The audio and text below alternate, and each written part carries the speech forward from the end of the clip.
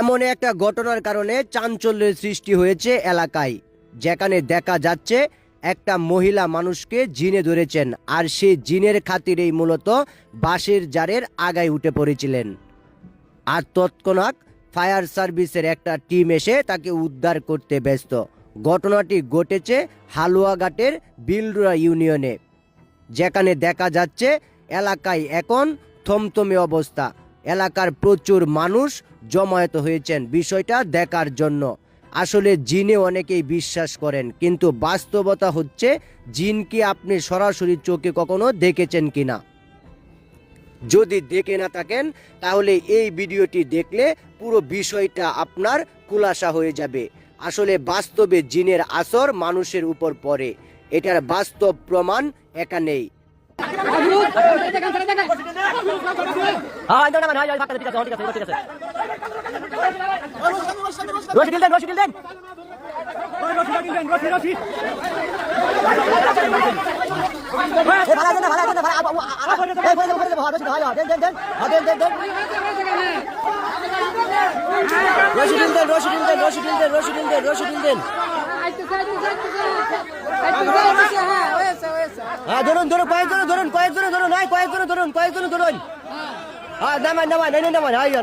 কারণ একজন মানুষকে যখন জিনে আসর করে, ঠিক সেই মুহূর্তটাতেই সে কোথা থেকে কোথায় চলে যায় সে নিজেও বুঝতে এবং জানতে পারে না।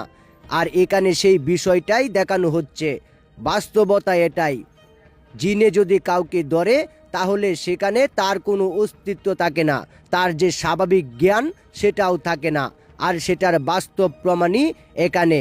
ফায়ার সার্ভিসের একটা টিম অনেক চেষ্টার পর উদ্ধার করেছেন মেয়েটিকে, কিন্তু মেয়েটির অবস্থা নাজেহাল। আর এই বিষয়টি এখন প্রকাশ্যে। আর আপনারা এগুলো থেকে একটু সতর্ক থাকবেন। কোথাও গেলে অবশ্যই নিজেকে একটু সেভ রাখবেন, অন্যথায় কোনো কবিরাজ কিংবা অন্য কোনো ইমাম সাহেবের পরামর্শ নেবেন। একবার থ্যাংক ইউ ফায়ার সার্ভিসকে অনেক অনেক ধন্যবাদ।